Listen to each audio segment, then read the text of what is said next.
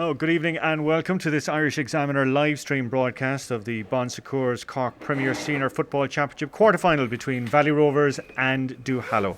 Incredibly, this is the only quarter-final that goes ahead today, with the postponement of the two earlier games due to COVID-related concerns. In a few moments' time, I will be joined by Brian Cuthbert and Paddy Cassan alongside me here to discuss the impact of those postponements and to get their thoughts on this evening's game at a sun-drenched Porky Rin. But first, let's hear from our managers. Paul Holland is in charge of Valley Rovers. Why we begin with Duhallow boss Pádraig Kearns. Now, due to some technical issues, we don't have any video to play, but we have plenty of audio, and thankfully, these two men had plenty to say.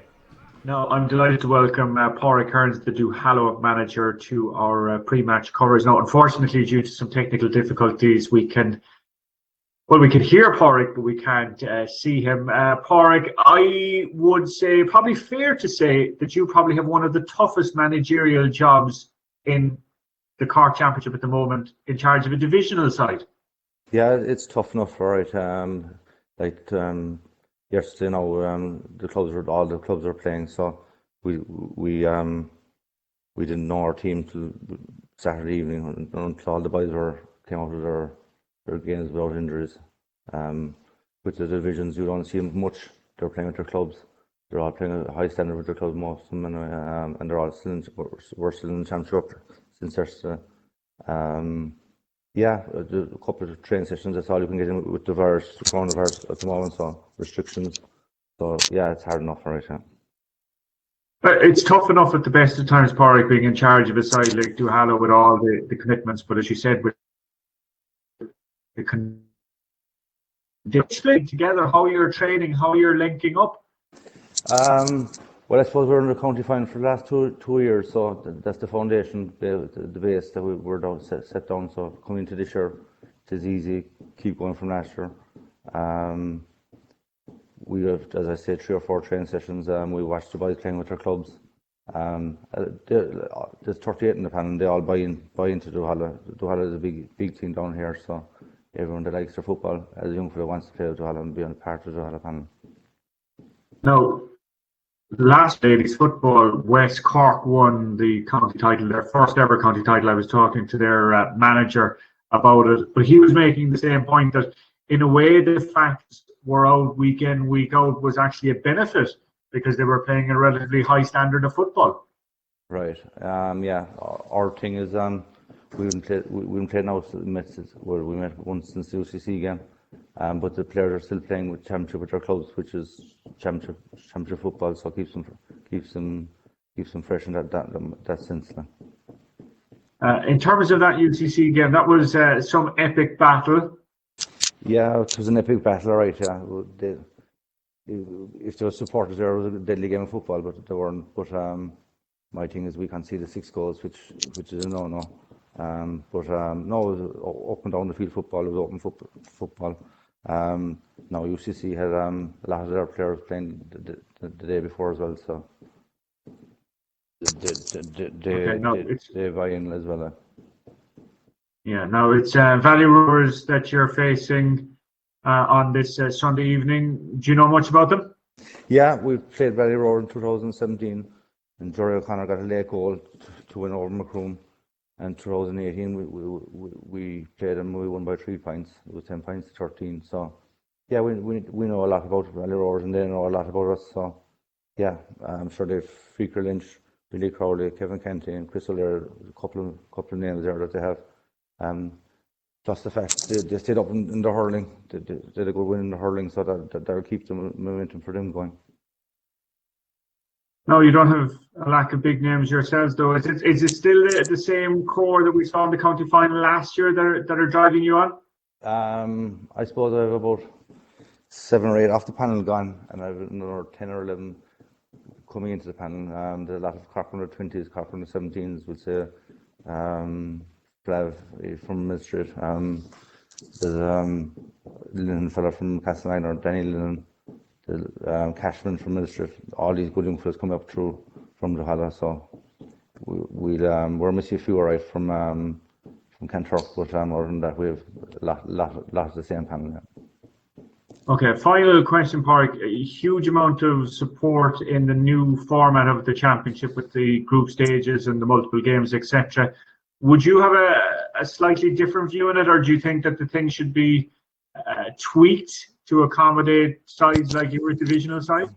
Well, look, I suppose we can't complain really. Look, we won game against UCC when we were quarterfinal county, so we can't ask for much more than that, because the longer Duhallow stay in championship, the stronger they get usually. If it was a normal year, you know, as the clubs grow, you have more clubs, you can train more with them. But this year we played UCC and we're in the quarterfinal, so we can't really complain about that. So Paul, we'll just chat away there as we're waiting to get the screen back up and going. First of all, I have to ask, how does a Blarney man end up in charge of Valley Rovers? Yeah, good question. Well, moved down to Cork maybe 10 or 12 years ago, down to Timor League, and got involved with the Cork Minors in 14 and 15. And then subsequently to that, got involved with Clonakilty in 16 and 17. And I was doing CIT during the winter there for the Sigerson Cup as well. So just, you know, been involved in football, and took a year out then last year. Enough done, heavy couple of years. And I know a couple of lads in Valleys there, Paul Hoy, the chairman, Mick Lyons. And I'd say they were probably struggling to get someone, to be honest. It was around the middle of February when they came calling.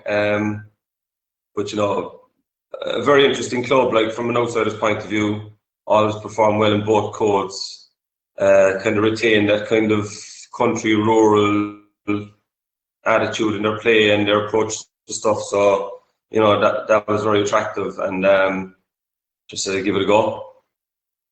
No, I remember the night the draws were made in Páirc Uí Chaoimh for the 2020 championship, and there was a big intake of breath when you had Valley Rovers paired with Nemo, with Douglas, with Bishopstown. The fact that you have gotten through the group has been an incredible achievement. Yeah, sort of that way. Didn't have a good year. Just looking from the outside, it was kind of surprising. They've been a very consistent senior team for the last couple of years. Just didn't happen for them last year. Got relegated out of Division 1, lost both their championship games. So obviously then the draw, the county champions, semi-finalists, and Bishopstown, you know, it was tricky enough on paper. But here you are anyway in a county quarter-final against Duhallow. That kind of trickiness of playing a divisional side who probably don't even know their starting 15 until a little earlier this afternoon. Yeah, sure. Look, going by the results the last couple of years, they seem to cope with it well anyway. They've been in the last two finals and the semi-final year before that. Look, they're probably the Imokilly version football equivalent, really. You know, they have a huge pool of players. Looking at the paper the day after the UCC game, just going through their lineup, I could have named another 15 guys that didn't play from Newmarket, Kanturk and stuff that you didn't be aware of. You know, so they have a huge pool of players, and obviously that's helping them get over the fact that they would have club commitments along with their divisional commitments, you know. Okay, finally, like, you know, people have been hugely supportive of the new system. I'm just interested to see your thoughts on it, given that you're managing a football team in a dual club. How has the experience of the last 2 months been for you? Fine. You know, the club has managed the situation well. Obviously, the hurlers and Valleys didn't go well for them this year. They lost 2 close games. From a structural point of view, I didn't like the fact that there was 1 football game and then 2 hurling games and 1 football game. I prefer if that block of 4 was broken into 2 and 2. I think it will give both sets of management and players settle into their game for the week before and then the 2 weeks of the matches. Other than that, look, it's been fine. We were just happy to play. Look, everything else going on in the country and the world. You know, we're not going to nitpick about the structure and stuff. But going forward into the future, I think they should retain it. Maybe a couple of tweaks here and there. And our No, thanks I'm indeed delighted. to the two managers for their time during the course of the week. It's a beautiful evening here in Páirc Uí Rinn this evening. What a beautiful Sunday it has been. But it's been a very strange Sunday for Cork GA supporters, and especially for the Premier Senior Football Championship. There were 3 quarter-finals done for the decision today, this being the third, and this being the only one that's being played, as the earlier games postponed due to COVID concerns. Brian Cuthbert, Paddy Kitsayan alongside me here. Brian, it's going to be some fixtures headache for Kevin O'Donovan and the rest of the county board with the clock ticking. Absolutely, I suppose, because of the fact that we have an end date for all the championships with the start of the inter-county championships. It is going to pose difficulties, but at the same time, I think you have to be fair to clubs, and if they have issues within clubs where there are outbreaks, and I suppose every club is only, an outbreak away from an outbreak, if you get what I mean. I think that we have to be lenient here, and we have to support clubs and try and give players a chance to get out on the grass. The Bars game refixed for next Tuesday. I'm not sure about the Ballincollig Nemo game. When's that going to be fixed for? But I think the County Board have no choice but to give clubs every chance they can to field their strongest teams. And we do wish everybody in all those clubs the very best of luck with what's going on. Indeed, the health and well-being of the players is paramount in these cases. But Paddy, we were just chatting there off air. We're looking now tonight, Duhallow, a divisional side, all these fixtures now starting to mount up. It's going to make for a hectic couple of weeks, isn't it? It is, but one thing at Duhallow, this is their norm, whereas it's unusual maybe for a Newcestown now have to deal with possibly 2 games in 5 or 6 days, but most of that Duhallow team was out yesterday, so this is normal for them, to be dealing with a bit of fatigue, and I think that they'll have no issue dealing with that, but I suppose for the likes of Newcestown and the Bars and different things that are playing Tuesday night, they just have to reset mentally, and the big thing, as Brian says, the County Board are giving them that bit of latitude that they've refixed the game, and no one has kind of conceded a game or lost a game because of the whole COVID issue, so I think they'll just reset, and come Tuesday night they'll be glad that they still have an opportunity to progress in the championship. Okay, well, let's get the team sheets up. We'll start off with Duhallow. I'll just go through it there. Tough work for the management team and all concerned, given all the issues, as the lads pointed out, with their games played yesterday. So the Duhallow team: in goals, Patrick Doyle. Full back line is John McLaughlin, Bart Daly and Michael Mahoney. Shane Hickey, Kevin Crimmon and Daniel O'Mahony. Midfield is Alan Ryan and Mark Ellis. 10, 11 and 12 is Conor Callaghan, Owen McSweeney and Fenton O'Connor. And then the full forward line, it's Donncha O'Connor, John Fenton Daly and Seamus Hickey. We were trying to do the math there. It's nearly an effort to find anyone who wasn't playing yesterday. Yeah, I think one of the big difficulties here obviously is that I think we said 11 to 12 or even 13 team have played championship yesterday, either in the divisional championship in Duhallow or in intermediate or Premier Intermediate championship yesterday. But I think, as Paddy said, Colm, this is the norm for them. They're used to having to go out twice at a weekend, and I think they have plenty of experience of that over the last couple of years. So I think Duhallow knew that this day was coming. Since they beat UCC, I think they expected that they would be playing on the weekend where their own clubs of the division would be playing a day before. So they're well used to this. Yeah, Paddy, well used to it, but at the same time, how difficult is it for management to actually be working around, only discovering maybe last night at 11 o'clock who was injured, who was fit, who's carrying a knock, etc.? I suppose no doubt yesterday was a stressful time for the management to find out who's come through games, but at the same time, again, I think it's when you get involved with a divisional team, that's just one of the constraints of it, and you'll always have, because of the pick, you'll have a very talented team, so I think you just have to, again, you're used to it, so you just deal with it, and I think the signs are they have a clean bill of health, so they'll be, they'll take some stopping tonight. Okay. The one question I have actually in that one is we're wondering where Paul Walsh is. He was very, very, very, very effective against UCC. Kanturk obviously yesterday. We're not quite sure where he is today. So he will be a loss. Yeah, we're presuming that he's carrying a bit of a knock since yesterday. We'll bring up the Valley Rovers team now on our screens. Ironically, the match programme here today has the hurling squad listed, but this is the football squad. In goals, it's Cormac Desmond. The full back line is Aaron Lyons, Tomas O'Brien, Dave Muckian. Half back line, Johnny Kiley, Ian Crowley, Adam Walsh-Murphy. Midfield, it's Chris O'Leary and Kevin Canty. Half forward line, Rory O'Sullivan, Owen Delaney, Jack Walsh. And the full forward line then, it's Owen O'Reilly, Fiacre Lynch and Billy crowd. Yeah, I saw Valley Rovers playing 2 weeks ago, Cullen against Bishopstown. I think they're still relying on their old soldiers. I think Kevin Canty is the heartbeat of the team. Certainly against Bishopstown, he was very, very effective. Chris O'Leary is a very good partner for him, and they're still relying on Fraser Lynch inside. Again,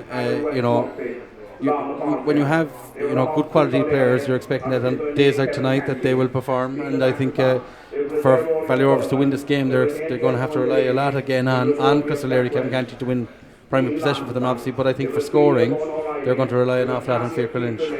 Is it bonus territory just to be in this stage of the competition, Paddy, for Valley Rovers? I think based on maybe how they got on 12 months ago, I think it is, it is, but isn't that a great place to be, where there's no massive pressure and you're in Parky Ring in a quarter-final of a county, but I think there is a bit of history there, in 2017-18, Valleys went in with a substantial lead in both games, and Duhallow clawed them back, so I just think they need to bring the same attitude they had those 2 nights and just try and create a lead in the first 30 minutes, that's what they have to bring to it, Yeah, and I would say if I was involved with Valleys, I would be looking at the full back line from Duhallow and Paddy the last day.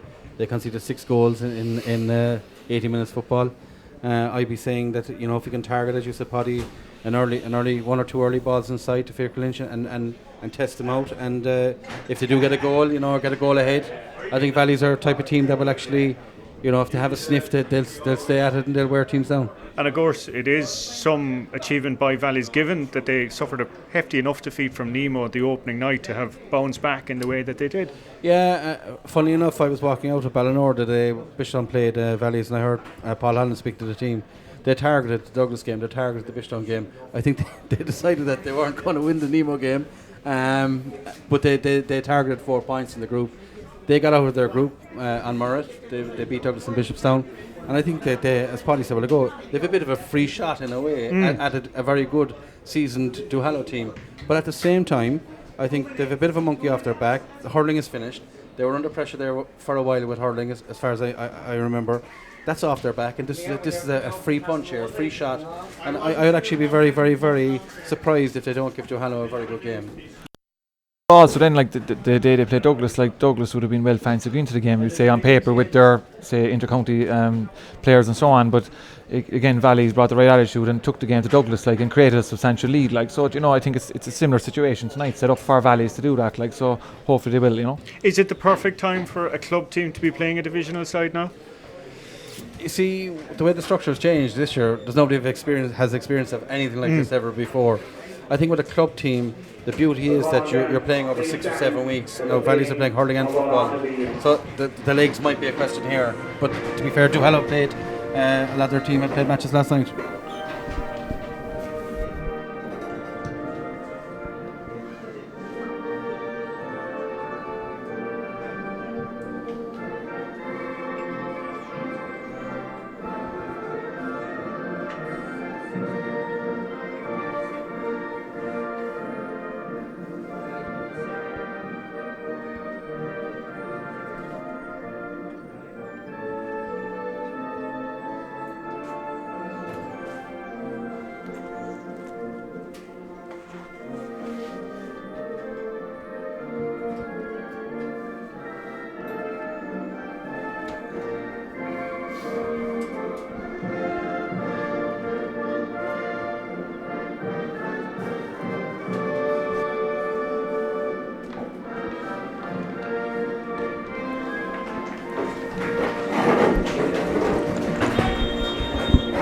Cormac Deneen is our match referee this evening.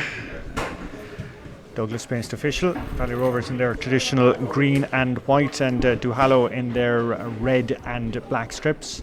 You're watching the Irish Examiner live stream coverage of the Bon Secours Cork Premier Senior Football Championship quarter final. Hopefully you are joining us and enjoying the what's left of the sunshine on this glorious September evening. It's been a hectic weekend yet again for our broadcasting of the championships, and more to come next weekend.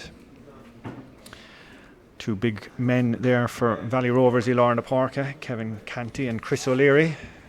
Of course, two fine hurlers as well too, it must be said. Kevin, one of the elder statesmen on this Valley Rovers team. at the ripe old age of 34, but still absolutely crucial to the Valley Rovers cause. Facing them then will be the pair of Alan Ryan and Mark Ellis, and the big question is, will we see Paul Walsh of Kanturk make an appearance, usually in the centre of the field? Only time will tell. Canty forced to go back there to his wing back, Johnny Kiley.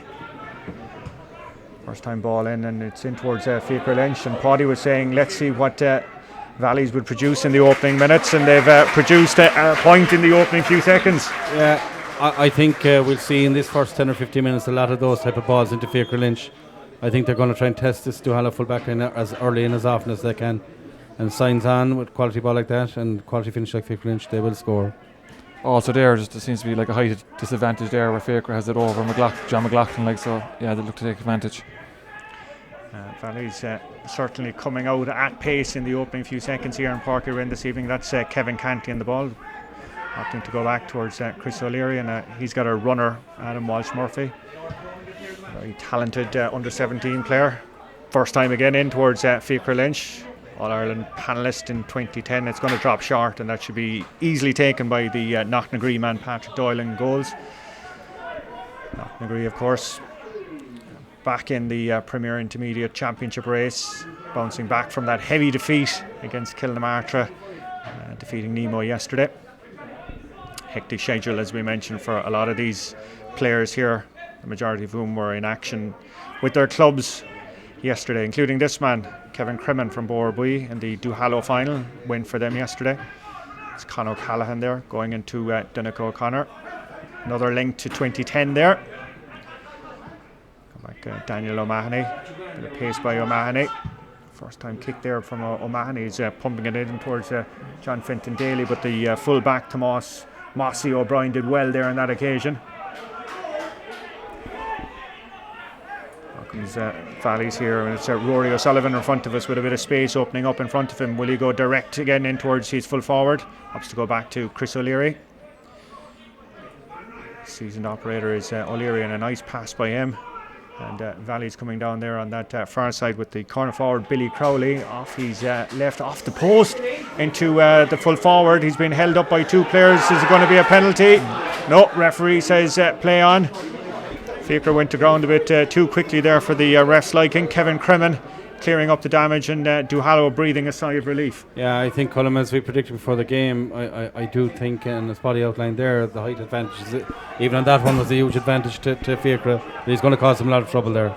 Great run there by Shane Hickey. He's picking out Donncha, and off the right there, the shot, and that one has gone over the bar, and that's the equalising score. I think we're just looking at even off the ball there, like, I just think that Valleys are certainly up for the game, like, they're touch tight, and they're not giving Duhallow an inch, like, so I think that's what that's what we were hoping for, and that's what we're seeing so far. And it comes there.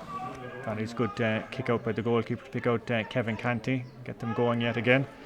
Johnny Kiley again, he's a flying wing back. Owen Delaney is the centre forward. He's passed it off to Jack Walsh. Still Walsh, and Walsh's shot has gone wide, but it's a free in. The referee had pulled it back for a free in.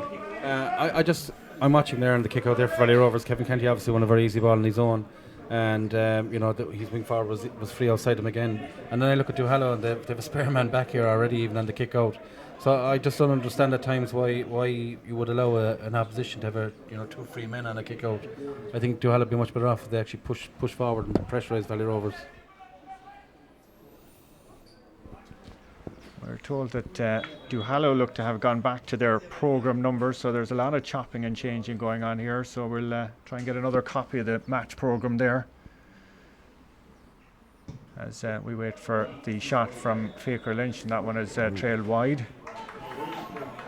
You expect that he'd be scoring those ones, to be fair to him.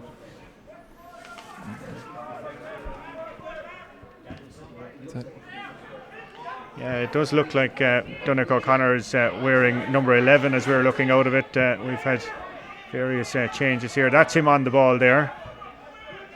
So let's follow off that one. Great play there, and bursting through is Mark Ellis. Big powerful runner Ellis. being brought to ground. That's going to be a free in on the edge of the exclusion zone. I suppose the one thing, like from seeing Duhallow play over the last number of years, like if you give them time and space, they do play very attractive football. Like, and you'll see there, like that, you know, they will always be looking to get the ball in early with a kick pass. Like, so that's, you know, Valleys can't afford to give many space. So Donnacha O'Connor wearing number 11. So it would have been Jerry O'Connor from the looks of it that got the opening score, and there's Donnacha adding to the tally. So apologies there. We've been given a couple of different team sheets from Duhallow.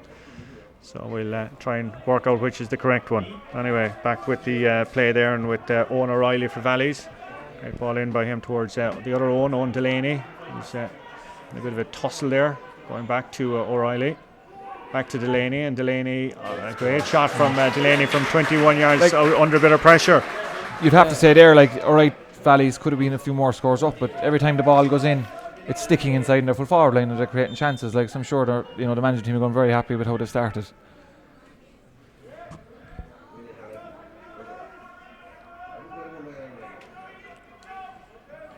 It's Daniel Oman, he's the man wearing number 18.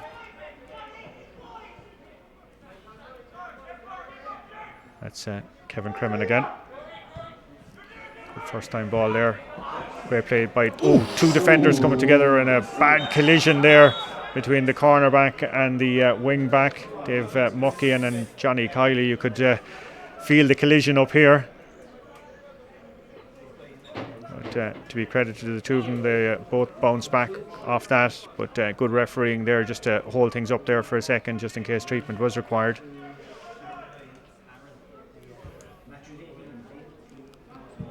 Owen McSweeney will be taking the resultant free here.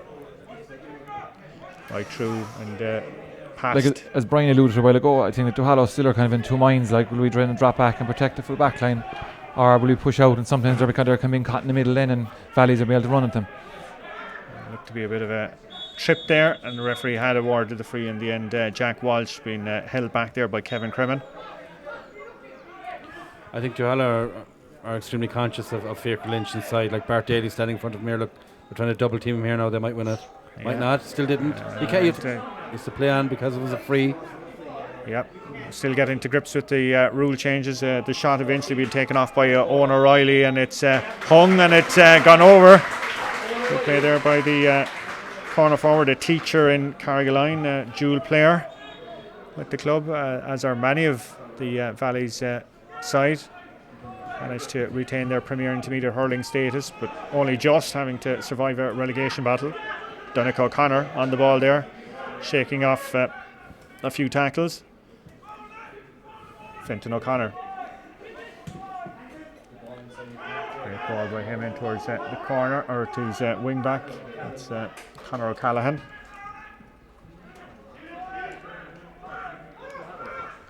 Still O'Callaghan.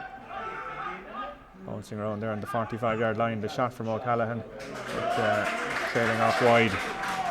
You'd have to say, Colm, Valley Rovers, going on Paddy's point a while ago, they're certainly not lacking confidence here. Every time they get forward, they're willing to shoot, and they're not shooting from straightforward angles either, and they're scoring. But I'm just concerned that, for Duhallow's perspective, that they've not got this extra man right in terms of Bart Daly's role back here.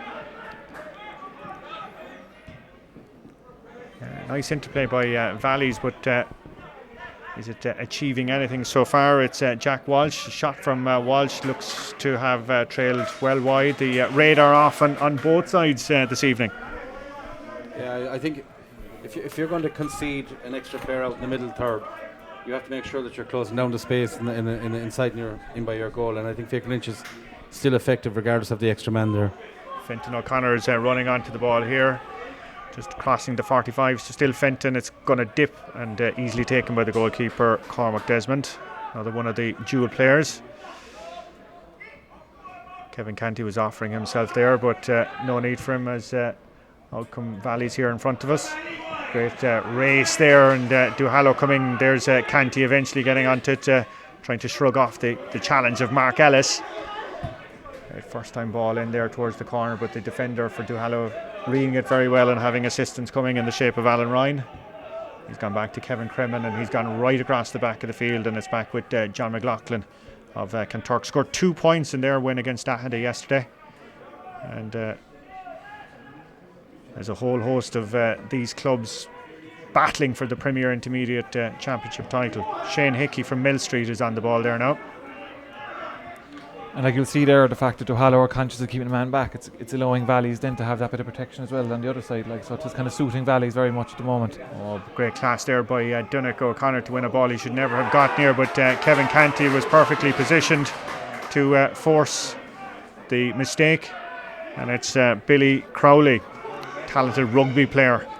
And it's corner forward, and a great ball to Rory O'Sullivan. There's a bit of pace about these Valleys lads. He's got a man inside him, that's Owen O'Reilly, but still it's Rory O'Sullivan being held up, referee waving play on. Great little touch there by Crowley, and the finish being applied by the other corner forward, Owen O'Reilly, but poor effort by him.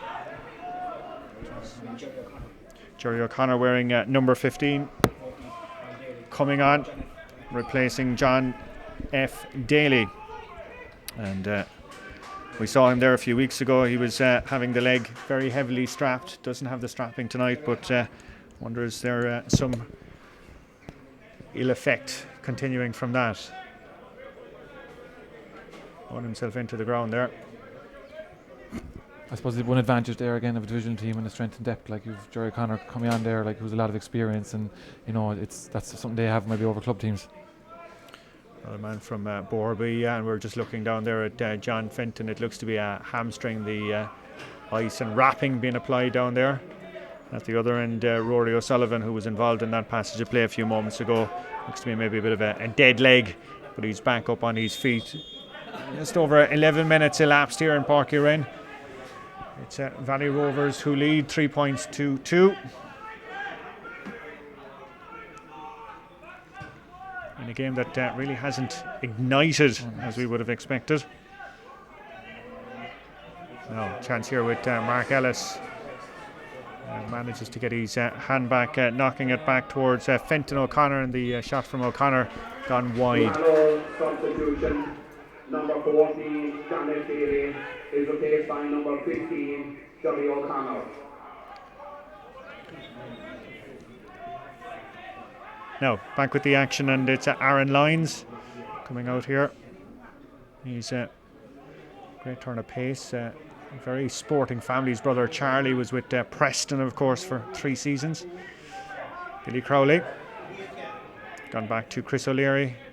And he's gone back all the way to Fiacra, who's out in a roving role. Adam Walsh-Murphy. Holding it up. Looking for a feeder, and Duhallow shoveling men back there. That's not something we'd have expected to see previewing the game, like that. You know, that in the early stages Duhallow would have 13 men behind the ball. And I think that's just a sign again of the it's Valleys that are forcing the tempo of the game. Owen O'Reilly, he's going to eventually get the shot off by him. It looks good. It looks very good, but no, had trailed wide. But the referee, is he calling it back? Given a 45, I'd say. 45, yeah. Touch. Didn't look. He's 45. overruled his umpire who had waved it wide, and has awarded a 45 in that one. But you could see the patient play there from Valleys trying to crack something. It must be very difficult if you are a division side, I would imagine, to implement a defensive system. But certainly there was 13 behind the ball there, absolutely. But you'd question how effective it was, because the shots was quite easy to get off. Normally with defensive systems, you could have to play the ball for 2 minutes before you even get a shot off. But Valleys are certainly, in my opinion, on top of the game here. Fiacre Lynch there from the 45. Had the distance but not the accuracy, and it's left it at 3 points to 2 in favour of the men from Inishannon as we're edging closer to that first water break. Kind of a strange game so far, really, Brian, isn't it? Absolutely, Colin. I think with the start that we got, we were hoping that we'd have plenty of scores, but I think the game's just been played in the middle third here too much. I think both inside lines could do damage if they move the ball quickly. I think there's a lot of bodies here in the middle third, and a lot of play is happening here. Great play there by Owen McSweeney, and he's offloaded it very quickly. But back to the other wing forward, Fenton O'Connor from Knocknagree. You'll see there again, like at times it looks like Duhallow are going to get through or going to get a shot off, but in fairness to the Valley defenders, like there's just pressure on the shot all the time. Like, You see, Paddy, I think it's moving so slowly. It gives the defender a bit more time. If people are going to run at you and your body's back, you defend them. Whereas I think the point I'm trying to make is that if Duhallow were to move the ball inside into the inside line, they will be dangerous. Great ball again indoors, Fiacre Lynch, but Duhallow realising the danger and had plenty of men back. Kevin Cremin coming out here. Pitch opening up now a bit in front of him. He's opts to go back and are right across again. And it all allows Valley Rovers time to settle back. Kevin Canty's out there. I can see him marshalling the troops, telling people where they should be positioned. As the ball eventually finds its way to John McLaughlin here in front of us. Nice passage by McLaughlin out as far as Alan Ryan. He's wearing 25, not number 8. Michael Mahoney. But well cut out there by Valley's wing back Adam Walsh-Murphy. He's only about 18, well positioned. That's Jack Walsh there as a runner inside him, and that's the powerful stride of Chris O'Leary. Scored a great goal against Douglas when they met in the group stages. Still O'Leary, and he takes the sensible option, pops it right over the red spot and pushes it out to Valley Rovers 4 points, Duhallow 2 points. But you could see the inter-county level class there of Chris O'Leary. He's a powerful operator and took the right option there. He's very, very powerful, and you could see like Duhallow had the ball there for 30 or 40 seconds, and Paddy made a point to me. We were looking down here, and Donnacha O'Connor was here out in the halfway line. You'd expect like that you'd have your most dangerous players close to the goal, move the ball in there as quickly as you can, and by time I think it was Mike Mahoney who kicked the ball, easy ball to intercept, and within 2 passes the ball's over the bar the other end of the field. I think, for me certainly, I would be looking at, if I was with Valley Rovers right now, more of the same. I think Paddy's made a point a few times. Their defending, last-ditch defending has been very, very good and very committed. And I think up front, they definitely have the measure of the full back line here of Duhallow. And I think I'd be very, very happy if I was Paul Holland now. I think just even looking at Duhallow a few times, and like no matter how you say motivated or whatever, etc., you'll see the few times there they've lost possession, like, and they're just a bit leggy getting back, like, and Valleys have extra men and they're timing the ball in to deliver good ball inside. Yep. So water break over, and they're back out into their positions. But as we pointed out, the majority, if not all, of the Duhallow team in action yesterday. Possibly a bit leggy as a result.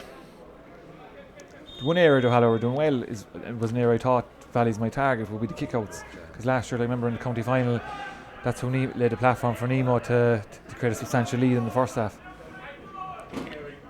Goalkeeper on that occasion opting to go short. Mark Ellis being put under a bit of pressure. He's a powerful player. Opt to go himself, and he's got young Jack Walsh for company, but far too powerful for him. Seamus Hickey, and all the way back there to Owen McSweeney, and McSweeney shot trailing way out wide. Be disappointed with that one. Yeah, I think the option there, Colin, wasn't a shot. I think they needed to build a play inside again, and maybe somebody come off an inside man. But if I was Valley Rovers, I'd actually be going for the juggler a bit more here. I'd actually be pressing Paddy, Patrick Doyle and his kick out, and actually make him kick it longer, because I think Kevin Canty and Chris O'Leary have the edge here midfield as well. I think they have the legs to get back to if needs be.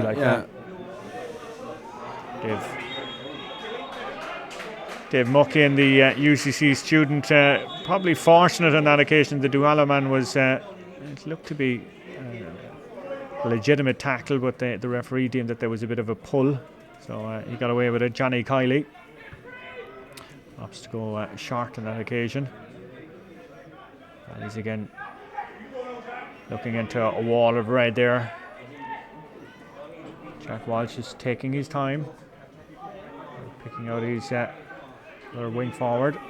That's Rory O'Sullivan. He loses it, but it's fallen for Billy Crowley. Crowley ships the shoulder, opts to go across towards Fiacre, and Fiacre managing to get a hand to it out as far as Kevin Canty, who was well positioned there, anticipating the break. Great power by him, gone back to his midfield colleague. Nice little foot pass there by Chris O'Leary out towards the corner forward. and the shot dropping into the goalkeeper's arms. I'm sure that Owen O'Reilly would have liked to have a bit more pace in that one. Like, by right, in fairness, looking at Valley should be another 2 or 3 points ahead at this stage, and that's you'd wonder again, is that something that's going to come back to haunt them towards the end of the game? A couple of balls, all right, dropping short there. Shot there coming in off the left. That's a fantastic score. Being kicked there by the corner forward, Jerry O'Connor, just on the field a few moments following that injury to John Fenton Daly. I say, Colin, that was probably their first quality diagonal ball into their inside line. I think if Duhallow are to win the game, they should do more of that. Taking the ball into contact here and trying to hand pass around the middle third will get them nowhere. It'll only give Valley Rovers time to get back. But that type of ball, that quality of ball, and with the quality of people inside, they will do damage. They will do damage once they get it. The concern there yet again for Rory O'Sullivan. Looks to be his knee. I see Barry Casey, one of the mentors there alongside him, and it looks like that Rory O'Sullivan's night is over as he's heading for the sideline, and a substitute coming in his place. Had been an eager beaver in the opening 15 or 16 minutes there, but he's taken a blow to the leg, and it looks to be Tyg O'Brien who's after coming on. Bad kick out there by the goalkeeper. Chance Donegal O'Connor is on it, fisting it back, but Valley Rovers getting back, and great play there by the cornerback Aaron Lyons, sensing the danger. Out he comes here, and good turn of pace by him. Has Chris O'Leary offering assistance, but the foul being committed by Donegal O'Connor. Valley Rovers substitution, number 10, Rory O'Sullivan, has been replaced by number 21, Tyg O'Brien. Tyg O'Brien wearing 21, his brother Tomas being the fullback. But a let off there as Duhallow pounced on a bit of an error from the kick out. Is that the rule there? Opting to go back. And anyway, Duhallow back here, coming at pace there with the wing back, Conor O'Callaghan. Still O'Callaghan. Great turn by the man from Drumtariff. Runs into a wall of 3 players. Still manages to get the ball back. Did very well to Seamus Hickey. And he's recycling it all the way back out as far as Fenton O'Connor. And while all of that was going on, we've unfortunately, you'd say great defence there at times with Valleys, but again, just a few kind of, I suppose, errors creeping into the game now. Losing a short kick out, taking a free from the, then same thing, a foul off the ball. Like, you got to reduce them, or else they're going to give some easy scores to Duhallow. Yeah, certainly, Paddy, when you consider how hard it is actually to score as well at the other end when you're giving away give the chances for the likes of Donegal to put the ball over the bar. He won't miss. Yeah, when you have someone like Donegal in the opposition as well too, who 9 times out of 10 will make you pay for your mistakes. It's Donegal O'Connor right on the edge of the exclusion zone, and it's just too easy. When you have the likes of Duhallow on the rack, you need to squeeze them and not give away that those cheap balls. Here we go again. Here we go again. Another mistake there. Fenton O'Connor. Oh, what a little dink! Just over by Fenton O'Connor, but 10 out of 10 for inventiveness anyway. But all Valley Rovers' own fault there. Absolutely. Like as I was just making the point, you have to squeeze them. We have, Valley's handing them the ball back. You're giving them a lifeline, and when bodies are tired and sore from matches last night, you don't give them lifelines. You have to actually take lifelines away from them. But I think Valleys are going to make this hard for themselves. Look at this. Yeah, especially when you've got 2 able operators like Kevin Canty and Chris O'Leary in the middle of the field. You'd think that they would be an obvious target instead of going short on that occasion. But Fenton O'Connor, lovely little chip. You could see what he was trying to do, but just carried a bit too much pace and went over instead of under the bar. Mark Ellis there, nice hand pass by him, taking the return. Got a runner inside, but he's going to go himself, and that from about 35 yards is a fantastic score from the big man from Mill Street. You'll see there now, like all of a sudden, in the space of a couple minutes now, Duhallow are feeling good about themselves. They're after getting a couple of scores on board, and suddenly they're ahead. And again, as I said, it's just too easy from Valleys after you'd say such a strong start. Yeah, as you're pointing out though, it's not so much anything Duhallow are doing differently. It's Valleys who are making the errors and allowing them back into the game. That was a fine piece of fielding there by the wing forward Jack Walsh. Called the mark. And it just shows, though, what can be achieved with direct ball. Owen O'Reilly takes a second turn on it, forced to go back as far as Kevin Canty. Kevin pushing his way through. Still Kevin Canty has a runner inside him. Oh, the pass was towards Owen O'Reilly, but was intercepted. But somehow Canty manages to regain possession. And here come Valleys. They've got Owen O'Reilly in the edge of the square. There's O'Reilly. There's the shot. And incredible save on the line. Incredible save on the line with Duhallow to somehow deny the corner forward. Credit the way the defenders got back after the goalkeeper Patrick Doyle had been committed. And somehow Duhallow escaped. At one stage there, like it's a 2v1 running in and goal, like it's senior football. You must take the opportunity. Owen McSweeney at the other end, and wow, if Duhallow can get a score out of this, they've got a runner inside, and that's Donncha O'Connor. Donncha is going to take the shot. Is it going to curl? Is it going to twist? No, it isn't. It's going to go wide. But what a piece of drama there. Absolutely, I suppose they were fortuitous in the fact column, and the fact that the ball broke with 2 Duhallow men on the ground. Kevin Canty just gave it immediately. I suppose from our vantage point, I thought maybe we didn't even need to catch it. He could have flicked it to the net, but maybe he was a bit further out than we can see here. But credit to the defenders in the manner in which they got back. That's Owen Delaney there that's racing through. Still Delaney on the 21 and the shot. Aidan Walsh-Murphy. Aidan Walsh-Murphy. In fact, the wing back. Not Delaney, the Cork under-17 All-Ireland winner, just finished his leaving cert. It showed experience beyond his years there. Bart Daly coming out with it from Newmarket. Of course, we'll be playing Knocknagree now in the Premier Intermediate Football Championship, but they've managed to lose the ball, and it's Billy Crowley. He's a bit of a flyer, the man from Cork. Crowley off his right, Crowley from 25 yards, and Crowley puts it over the bar. He's got some bit of turn of a pace on him, and Valleys have pulled themselves, kicking and screaming back level, 6 points apiece, and credit to the wing back and to the corner forward there. I know there's a long way to go in this game yet, but I think from any other teams that are left in the county championship watching this game tonight, obviously Duhallow would have been up there as one of the favourites, and they'll be saying like, geez, they're conceding a lot of scoring chances tonight. Daniel O'Mahony, or Mahoney should I say. It's Michael Mahoney, the cornerback. That's Con O'Callaghan.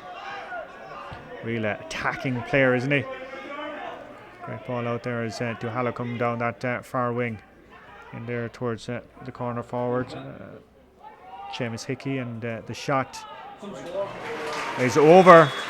Some score indeed. There were cries for it to be waved wide, but great score. And it's edged Duhallow back into a 1 point lead. Again, Colm, that came off a kick out that they had no pressure on them receiving. 3 or 4 passes down the field, and like Seamus Hickey, Donncha O'Connor, they're getting onto easy enough ball, they'll score. I think Valley Rovers have to squeeze them on their kick out. Great play there by Shane Hickey. They're getting some reward from their win backs there. Seamus Hickey opts to go inside. Donncha O'Connor, and that's meat and potatoes for Donncha on the 21-yard line. But great play there by the wing back in front of Shane Hickey to take control of that kick out. Not even the biggest man that was going up there, but set that in train. And it's great then that even at this stage of his career, Donncha is still going to punish you. Yeah, I think the Valleys kick out, in the 8 points they've conceded there, I think 3 to 4 of them have come directly from their own kick out, so they need to sort that out. But I think at the other end, I know I'm labouring the point. I think if you're going to go after winning the game, you need to squeeze their kick out, make Patrick Doyle make a mistake out his kick out. Yeah, another mistake there, Shane Hickey making the most of it, and it's a first time ball. Here comes Duhallow, and the referee, the shot that eventually came off there from Seamus Hickey, but the referee deemed it to be a throw, I think, not to have been a proper punch. Yeah. I think it's the kind of decision that's let go most of the time, but it's hard to know exactly whether it was a foul throw or not, or foul pass. Jack Walsh's ball, and Owen Delaney screaming with the match official that he should have been left play on, but Delaney going right across towards Jack Walsh, who's shown well in the last few minutes. That's still Jack Walsh, still Walsh, despite the tackle, and Walsh getting the shot off on the left, and it's gone wide. Again, they're the small chances, like the other side of the field. Seamus Hickey and Donncha O'Connor are putting those type of chances over. So I think when you get those chances, you need to score. Again, interesting to see the short kick out not being pressed up by Valleys, and Donnacha O'Connor coming all the way back to take that one there. The runner alongside him is Alan Ryan, off with Mark Ellis. There's plenty of options inside him, and eventually the shot coming off, and the goalkeeper doing very well there, Cormac Desmond. Seamus Hickey getting the shot off, and the goalkeeper managing to pull it down and keep it in play. It's out there with Tygo O'Brien, who's on a lot of balls since he came on. Kevin Canty aiming it in towards Owen O'Reilly again, but the defender doing very well. O'Reilly getting a second bite of it, and Kevin Canty coming in then to hoover up and tidy up the situation. Here they come again. Dave Muckian, he's going to look back here with Johnny Kiley offering. There's Kiley back out to Muckian. Nice play by the two defenders there. Had that heavy collision in the opening few minutes, but none the worse for it. Muckian though dispossessed, and he's got a long race back into his cornerback position as Donnacha O'Connor instigates another attack here for Duhallow. The man on the ball there is Seamus Hickey. He's got a runner inside him. That's Mark Ellis. Ellis opting to fist pass, and the shot well saved though by the defender. I don't think he knew too much about it, Johnny Kiley. And all that hard work from Duhallow probably undone by a snapshot. Yeah, I think it is crucial. That you have the likes of Seamus Hickey and Donnacha O'Connor as your finishers. You shoot when you're supposed to shoot, and I think getting the ball to those type of players, I think it would serve Duhallow a bit better. But again, it was a turnover from Valley Rovers that caused the problem for themselves. Great ball by Kevin Canty. Great fetch by Fikra Lynch, who put the arm straight up, claiming the mark. But you could see the class there at Canty to pick out his old warrior partner Lynch. And Fikra Lynch slapping that one over the bar. Absolutely, and again it goes back to, and I'm not being critical of Bart Daly, but Duhallow are using a sweeper, but it makes no difference if the quality of the ball is right. You still will actually come out on top. Let's put it to Duhallow 8, Valley Rovers 7, and Valley's a bit of a spring in their step now. That's Kevin Canty going short in towards his corner forward there. A bit of an arm around the neck. He manages to get the shot up, and the referee deemed that there was a legal challenge, and that's going again, to be you see there like that once Valleys hold on to the ball, sometimes they can't get it direct because Duhallow have a sweeper, but once they hold on to the ball and keep it out of contact, every time they're creating chances. And while they've missed chances, it's they're well in the game. Yeah, when we consider, I say when we come to the halftime analysis column, we're going to be looking at easy chances coughed up by Valleys that allowed Duhallow to get a sniff of the game and actually get back in the game. I think if they didn't, we'd be seeing a very different type of game here, because I think Valleys, to be fair to them, have owned 70 or 80% of the game so far. But I would question this tactic of not pushing up enough on the Duhallow kick out. Fikra Lynch landing the equaliser there. It's 8 points apiece as we're edging very close to the half-time break. Mark Ellis again. There's plenty of space up in front of him, so he's opting to go back instead. And that is the half-time whistle from referee Cormac Dineen. A case of missed chances, mistakes, and the end result is it's all square here. Who would be the happier with all of that, lads? I think if I was with Valleys, I'd actually be a bit frustrated. I think you'd have to say if you're in charge of Valleys, you say a lot of very, very, very good stuff, but then we gave them a chance of coming back into the game too easily. Those turnovers, the 2 or 3 kick-outs that we gave away, the stupid frees, they've given them a lifeline. So that was really obviously it's an obvious statement to make, but we've given, Valley Rovers have given Duhallow an absolute sniff of the game here, level game at half time. You'd have to say that, the fact that Duhallow had so many players playing last night, you'd have to think that Valley Rovers would have the advantage here in the second half. Is that going to be a factor the farther on we go in the game? It'll depend, I think, with from the 2 previous encounters in 17 and 18, again, Valleys were a couple of points up at half time, and irrespective, Duhallow turned the screw, we call it in the third quarter, whereas the key thing, I suppose, maybe the message that Valleys will have half time, they'll be disappointed not to be a couple of points ahead. They just got to front up now in the third quarter and be in the game then heading into the closing stages, whereas rather than being a couple of points down, whereas I think Duhallow, from experience, they'll be expecting that that they are going to push on from here. Like they knew Valley's were going to come and bring everything and throw the challenge to them. But but it'll just be interesting. And it said like the third quarter could have a massive bearing on the game. Yeah, and just at that point as well, Colin. This might scientifically this may be crazy, but I often felt that if teams had played a match the night before, it's actually in the first half that they'd be struggling, that their body be a bit stiff, sore. And as the game went on, and if you're in the game psychologically and even physiologically, that you actually can sustain yourself through the second half much easier. So if a team doesn't blow you away in that first half, it's giving you an opportunity for that team who's played all the games last night to actually come into the game in the second half. And I'd be interested to see in the second half, is that the case? Is my theory debunked? Maybe, I'm not sure, but certainly I think Valleys, they could be 3 or 4 or 5 points up here if they really minded the ball a bit better. Okay, are they getting the most out of Fiacre Lynch? I would say the first 5 or 6 attacks, they looked as if everything was going through them. Then Fiacre came out the field for some reason, maybe tried to get rid of the sweeper around him, but I think we have seen very little of him, bar that mark he had in the end. But I think they didn't have to overly rely on him. Maybe before the game I said they would have, but looking at this game, the other players have popped up for scores, and I think possibly they might have to rely on him to win the game, because I think it's going to come down to 13, 14 points to 13 kind of a game, where every free and every 45 is going to count, and maybe that's where Fiacre's big role to play tonight in the second half is around making sure that those are finished. At the other end of the field, there's another 2010 panellist in Donnacha O'Connor. He might be one of the older lads out there, Paddy, but you can still see that little touch of class, and we saw with a number of the scores, if he wasn't making them, he was creating them. He was, but again, I think Duhallow, they just have to be cute in regards where they position on the field. Like even Brian mentioned earlier, like it's like, do you really want Donnacha O'Connor back in your own half? And again, what happened at times then, because of the fact that Duhallow were setting up with a sweeper, then all of a sudden then the guys out the field for Duhallow to do extra tracking, which was Donnacha was one of them. And again, you'll see there, once he's close to goal, he's a finisher. Donnacha's close to goal, gets the half a chance of a shot, he's going to finish most of the time. So I think from Duhallow's perspective, if I was in there, you'd be positioning him closer to goal for the second half. You made the point in commentary, Brian, that a lot of Valley's problems were self-inflicted, really, weren't they? Yeah, I think in the game, if you're holding Duhallow to 3 or 4 points and a half, you're doing very, very well, obviously.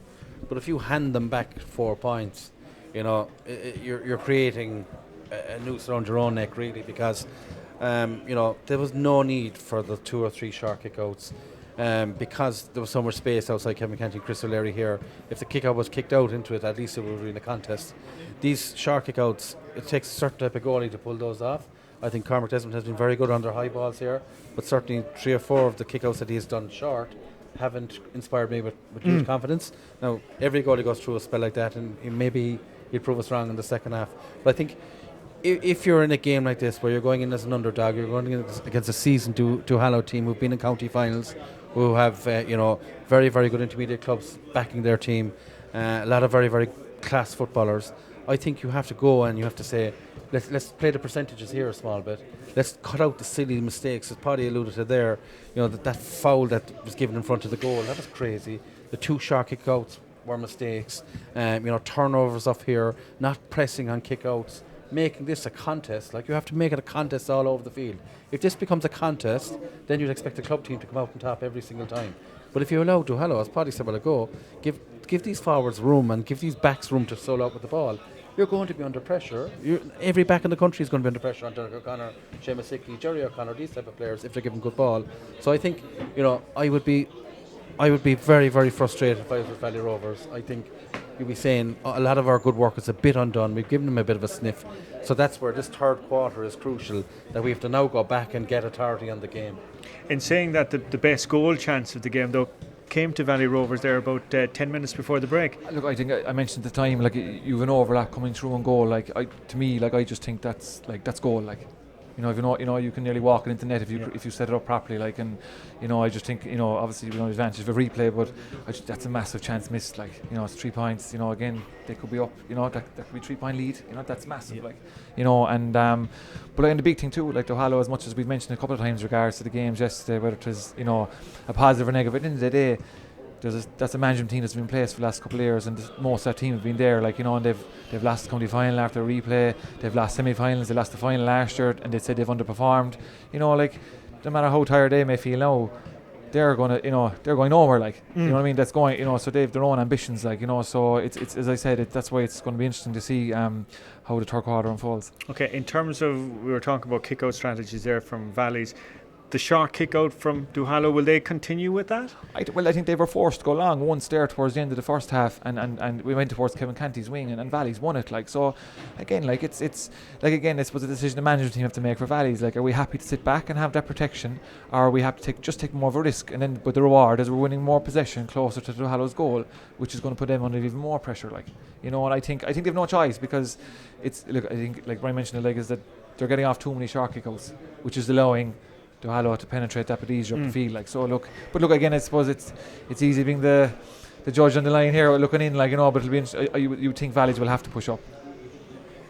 I think so. Look, I'd be an advocate of pushing up all the time. Anyway. Yes. Maybe I'm the wrong man to ask, but I really think that, you know, if I was Valley Rovers, I'd be saying we're, you know, it's win or bust here, like, we have to, and I suppose probably the other reward also is, all right, you might get the ball back the field a bit higher.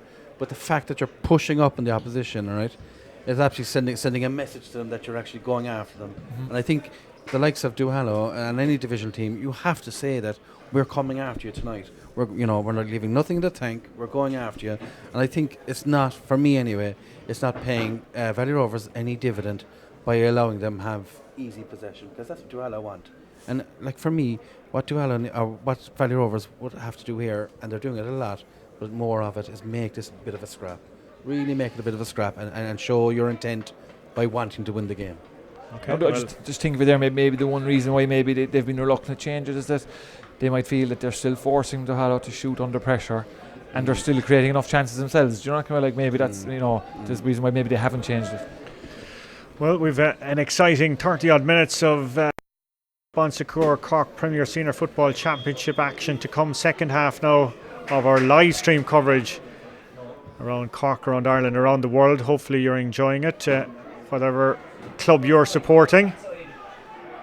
One Delaney being bottled up there, Owen Delaney being fouled, and the first free of the second half going the way of Valley Rovers, and Delaney himself chasing after it, but it looks to be Fiacre Lynch that's going to come all the way out for that one. Kevin Canty standing over it there as well too, but dropping it down towards Lynch. Hit 6 points against Douglas in the group game, taken quickly by them, and the shot coming up from the corner forward has gone wide. And again, was that the wrong decision? Should Fiacre have had a pop himself? I'd say he guessed he was outside his range, and I'd say what he wanted was to take the shot himself. So maybe the pop was that last pass instead of the shot that we had, that he would actually get onto the end of the ball. At least to their credit have it, and it's Billy Crowley, still Crowley's shot, but it's after flicking ever so gently into the goalkeeper's hand. The challenge came across from the defender, and Crowley only made a half a connection on it. Just looking there, just at the last, say, 2 attacks there for Valleys, I think it's just Duhallow are just, I think, nearly accepting shut out Fiacre, and then the boys, the rest of the players, we don't think they're not going to threaten, and, you know, as you see, they're missing chances there, like, because you see there, even when there's a Valleys player running through in a dangerous area, they're sitting back in front of Fiacre all the time, like. Kind of Fiacre seems to be kind of caught between two minds of where to go now at the moment. So too is Kevin Cremin, opting to go to Alan Ryan, to Mark Ellis. First time ball by Ellis being pumped in towards the corner. Great play there by the corner forward. It's Jerry O'Connor eventually getting the shot off, but it's hanging high in the Páirc Uí Rinn sky, and it's gone wide. But direct ball there from Ellis, and well fielded by O'Connor into the chest. And it's still, after about 2 minutes of the second half, 8 points apiece between Valley Rovers and Duhallow in this Cork Premier Senior Football Championship quarter-final in Páirc Uí Rinn under the lights. Great play there by the wing forward Jack Walsh to dispossess Shane Hickey, but Hickey regaining it as it trundled out over the sideline, and Donnacha O'Connor there on it. Still Donnacha showing them all how it's done, or has he? No, even the greats can have an off night. He nearly had too much time, Colm. You could see from a long way up from the angle that we had here that he was always going to shoot. He was just waiting for the back to move out of the way, be drawn by a runner.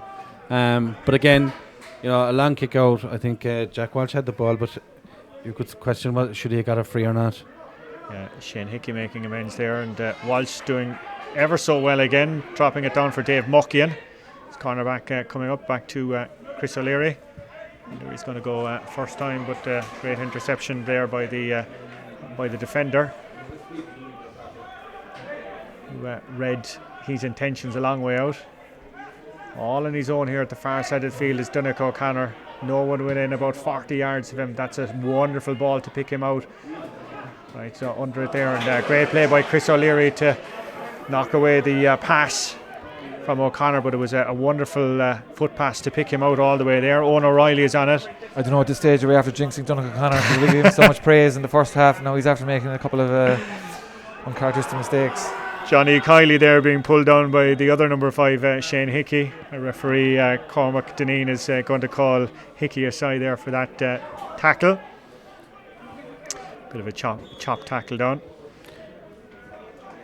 You can see what Duhallow, in terms of Donnacha O'Connor, what they do want they want him in space. Like I suppose we were crying out for him to be inside.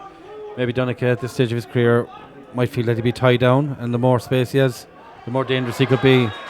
But certainly, in terms of Duhallow, they're still relying year on year on the likes of Donnacha, Seamus Hickey, these type of players all the time. And I think as much as Valley Rovers are relying on Faker this end, in the mind of Duhallow, I still think that Donnacha will do some damage yet before the game is out.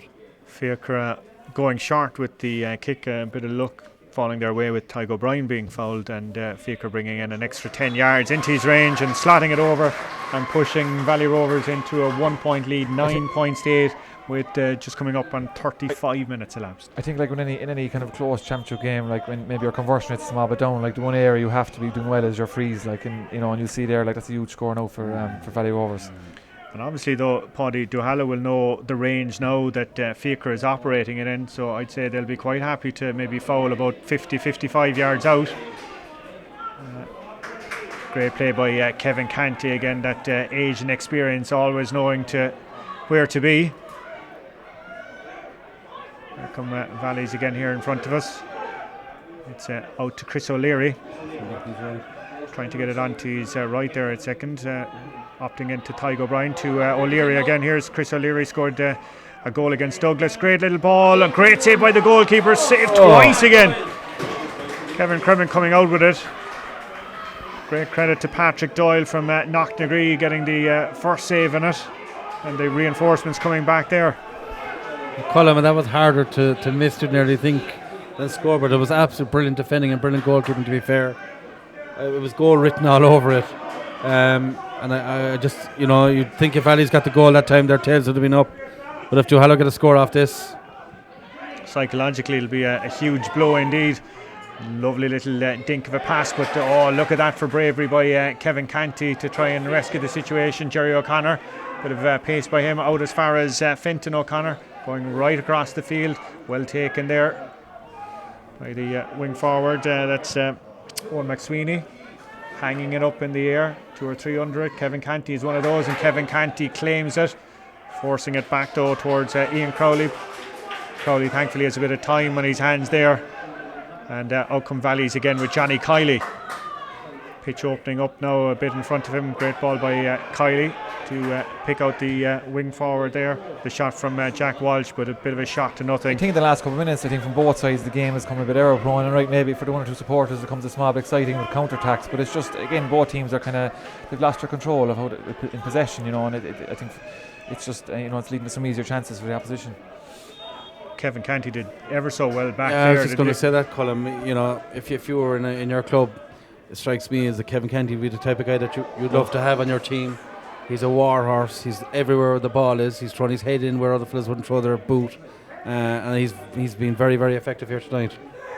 Duhallow there nearly being caught there on the short kick out, but they managed to come again. Kevin Cremin going back there to Shane Hickey, and Hickey going right across in front of us. Great ball by Hickey to pick out the corner forward, and that's Seamus Hickey taking the return. Corner forward there, wearing number 13 from Rockchapel, out towards Mark Ellis. Mark Ellis is going to a great little kick by the midfielder there. And that was a wonderful play, and credit to Seamus Hickey, the corner forward, to play it back to his midfielder. That's not the first time, in fairness, in the first half, Mark Ellis, he has been quite dominant coming forward, like in Valleys, he find it hard to track his runs. Paul Walsh is on there now, is he? Yeah, it looks to be Alan Ryan that's making way. This will be a big boost if it is Paul that's after coming on. Yes. Yeah, Paul Walsh, as per the programme, wearing number 8.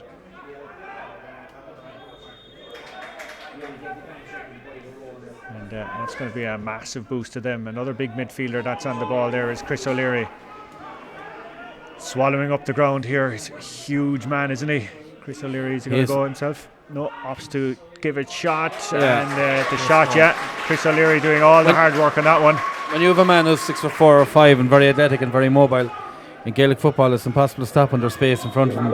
And to be fair to me, he did the right thing there. He took on one man and another man was coming, he laid it off, so great score for Valleys. It was Tygo O'Brien that got the final touch on that one.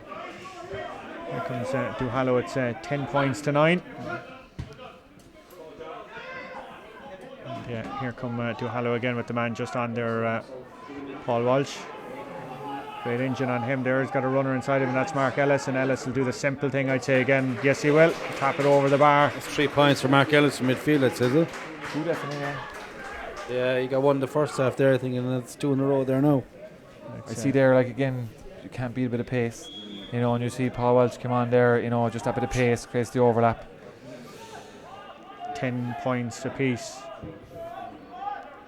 Interesting to know whether Paul Walsh was being held back in reserve or had he a bit of a knock. Tygo O'Brien on the ball there. But in fairness to Valleys, every time, right, they've missed a few chances, they've conceded a couple of soft scores, but they're coming back every time, they're. Great play by the referee Cormac Deneen there. Tygo O'Brien, a bit of a bear hug from Kevin Crimmon.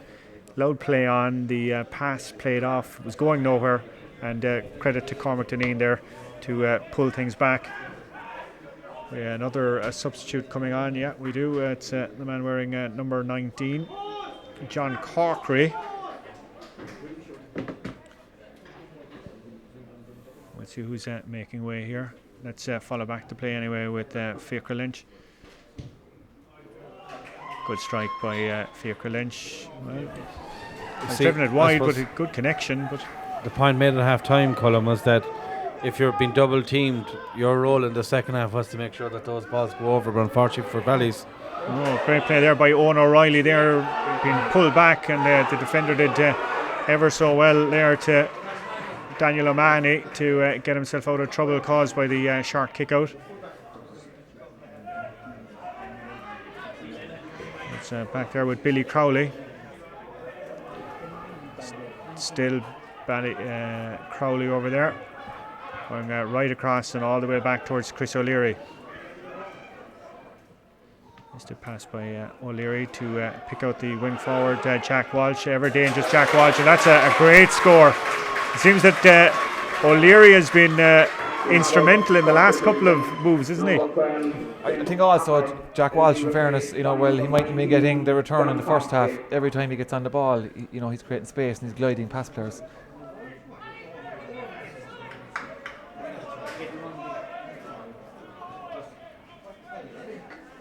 I think somebody from Valley Rovers management was warned on his behaviour maybe. We're told that the man wearing number 19 is Dan Lenihan, not John Corkery, as we were told. Anyway, back to the play with Mark Ellis. Runner inside him is Walsh, and it's going to drop and just drop wide. Again, the two big, powerful midfielder again, Mark Ellis and Chris O'Leary. They're in the same mode, aren't they? There, and look, I suppose going back to that theory I had at half-time, Column, Duhallow certainly don't look to be lacking energy. They're making mistakes with the ball, maybe, not taking all their chances, but they seem to be energetic, and Paul Walsh certainly should make a difference there as well. The aforementioned Chris O'Leary, fine piece of fielding by him, opts to takes the mark, and opts to have the runner coming with him was Johnny Kiley. Out towards Billy Crowley again. Great turn of pace by Crowley. That's a bit of a Gary Owen from his rugby background. The goalkeeper tracking it all the way, and it's gone wide for a second there. It looked like he'd lost it in the lights. We saw the net billowing, but it was from the side. So credit Patrick Doyle from Knocknagree watching all that one from Billy Crowley's effort. Great kick out though by the goalkeeper. Wonderful kick out to pick out a man right, hugging on the sideline. Runner coming up behind him is Shane Hickey. As Duhallow come down that far side again. Tomas O'Brien trying to hold him up. Back out in the shot coming from Owen McSweeney. That's a fine score from the man from Knocknagree. I think like it's kind of in a way it's similar to the first half now, except roles reversal. Now Duhallow are getting the kick outs out quicker. Valleys are not getting men back as quick as they would have been, and you'll see there now Duhallow just a bit more extra space, just get the shot off. Uncertainty even here in the PA over the name changes here on the Duhallow side, causing a lot of head scratching in the commentary box as well. Anyway, let's go back with Mark Ellison with Duhallow.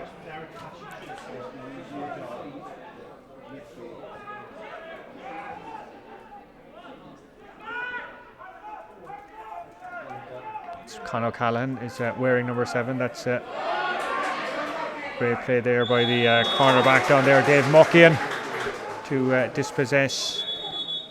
Looked to be Donegal O'Connor in the end. Referee Cormac Deneen is coming all the way over here to Pádraig Kearns, who's in charge of Duhallow, and telling him a few simple facts there, that he'll be spending the rest of the evening up in the stand if he doesn't control himself. The side's locked, 11 points apiece as Valleys come with Johnny Kiley. Great play by Kiley to pick out his centre forward, who in turn has Tygo O'Brien inside him. O'Brien has a runner inside him going himself, and Tygo O'Brien, the substitute who came on about 10 minutes into the first half, picking that one over, and that's a fine score. It's actually Colin. I know just one thing there, like I know Brian, you mentioned right Duhallow do that they're looking very lively going forward, and I suppose all of us in human nature, we always, if we're attacking, it's easier to go forward with energy, whereas you see it sometimes again still Valleys like retaining possession, they're creating chances, you know. Owen Delaney making way there for Valley Rovers. We'll see who's on for him in a few seconds time. Patrick Doyle kept guessing on the kick out. Oh, that was a good play there by Chris O'Leary, breaking it down as far as Kevin Canty. Looks to be John Cottrell that's on for Valley Rovers, Kevin Canty's brother-in-law. That was Kevin Canty there, and towards Billy Crowley, who in turn has picked it out towards Owen O'Reilly, being held up by Bart Daly. Owen O'Reilly forced back, Billy Crowley trying to get down on it. Kevin Canty screaming for it, but the shot being taken, and it's gone wide. Canty probably would have been a better option there on that occasion. I think that was a bit of a crazy shot in the way, Colm. The game's turned into fact in the first half. We had all these bodies in the middle, but as the people have become tired, it's like a basketball game. It's just up, down, no tackling. So anyone who has possession is just about keeping your head and doing the right things with the ball. As you can see, there's nobody near. John McLaughlin here is going forward. Into space, as I said, scored 2 points in club duty yesterday, so he's well able for it. Been pumped in there at pace on this occasion by Owen McSweeney, but no one waiting for it. Overcooked it, driven it wide, and looks to be time for our water break. Yeah, so I think it's something we discussed at the half time. I think psychologically, Valleys now are well, they still might have said, right, we missed a second goal chance, but this is where they wanted to be. Like we're hitting the the last 15 minutes. We've a chance of winning the game. Like. And I think that's still, considering the previous history between the teams where they've come from being a couple of points ahead in the first half to coming in at or halfway through the second half, all of a sudden like a 6-7 point swing, and that's very hard to turn that around again. Whereas now, look, as I say, like they're that point ahead, like, and whereas I don't know, you see their management getting agitated, like they're the team that are under pressure, not Valley Rovers. So it's going to make an exciting closing quarter. And that's the message, I'm sure, that's going over there from Paul Holland over in the Valleys camp. Lads, we've given 2 goal chances, 2 glorious, as you said, Brian, would nearly have been easier to score, but we're still up by a point. Yeah, I think Paul by his very nature is very positive anyway, but I do think the message I would be giving them as well, though, is just that last action that we do to make sure it's the right thing. In other words, those snapshots from the corner of your shoulder. Let's go away from those and keep the ball a bit better until we actually build a score. And I think, to be fair, when Valley Rovers, when they do go at Duhallow, the space is opening up very easily for their runners, and those are the type of scores that you should be building here in the last 15 minutes. Valley Rovers leading by a point, 12 points to 11 in this, the Bon Secours Cork Premier Senior Football Championship quarter-final. Only one of the games to go ahead this weekend because of the COVID concerns. Tygo O'Brien scored that point a few moments ago.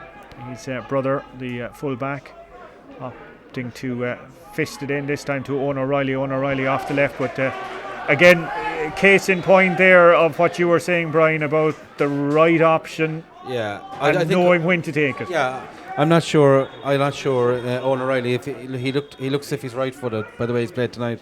That was off his weaker leg. He was falling away from the goal. Just keep possession. That's what the good, very, very good players do. Yeah, opting to go short there, Kevin Cremin. Play by Duhallow. They've mastered that short kick strategy that was causing so much harm and hassle for Valley Rovers in the opening half. Adam Walsh-Murphy scored a wonderful point a little earlier for them to one of the elder statesmen on the team, Kevin Canty. I won't say they're double-aged, but Kevin certainly would have a few years on young Adam.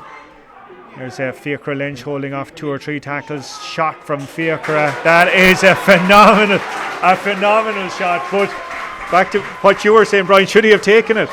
Well, maybe one of the other players not, but if you're the main man in your team, you want to take those championship shots. And to be fair to Kevin Canty, when he gets forward, he'll only pass to one player as far as I can see to make sure that he gets a return on his work, and that is Fiacre Lynch. Now, the one thing I suppose Fiacre did well there as well, like came looking for possession too, and maybe in the first half didn't quite do that enough, I think he probably knows Kevin Canty will give him the ball up. How do you know yourself? If you're in your club team and fellas that you have a good relationship with in terms of intellect. Two lads that have probably been playing for 15, 16 years together. Well, I suppose you'd be hoping everyone will give you the ball if you're the fellow who should get it. We won't be long here in the end of it. Now we're talking about veteran stars. Let's see now, will Donnacha O'Connor a few moments time come into the play there, but no, they've lost it there. It was Jerry O'Connor who was there, and we were watching out. Was Donnacha lurking with intent somewhere to make something happen for Duhallow? And I think Valley Rovers aren't the type of team that will just tie down the game and deaden it. Billy Crowley taking the pass there. Billy Crowley on the 21, and that is a shot from Billy Crowley, known as a Cork Con rugby player, but known as a Valley Rovers footballer tonight. I know there's not a massive support here, but you'll see now, Valley's, the supporters, they believe now as well they can get a result, and it all helps. Yeah. Pushing it out 14 points to 11 with 10 minutes remaining. Are Duhallow heads dropping a small bit? A small bit, but I think, again, the point I was making is that if Valley Rovers try to go into a kind of a kill down the clock, slow it down, they're playing into Duhallow's hands. I think they should go for the juggler here now, attack on 2 or 3 points if they can, because that's the way they know how to play, I think. That's great play by Johnny Kiley. There was an uncharacteristic mistake by the goalkeeper in kicking it out over the sideline. Somehow Valleys have managed to keep possession. Kevin Canty on it. Kevin Canty with the shot, dropping. Oh, great hands by the goalkeeper, Patrick Doyle, under his own crossbar. He's been dispossessed, but he's been fouled. Great reach by Doyle to bring that one down, because had Canty put that one over, we'd have pushed it out to a 4-point game. Now, here come Duhallow. How they badly need a score. Paul Ryan back in there, and it's overcooked the pass, and the cheers as Shane Hickey can't get his fingers to it. That's the cheers of the Valley Rover supporters down here to our left. Duhallow now are after a couple of very soft turnovers now in the middle third, and that's what's given Valleys a platform to create a 3-point lead. Just step by Kevin Canty there now. He stepped over the line. The linesman was very enthusiastic to nail him on it. Yeah, and gives a little finger hole there for Duhallow. Don't think he'll kill another 30 seconds. That's the only thing. Two number 8s coming into 2 big men, Chris O'Leary and Paul Walsh.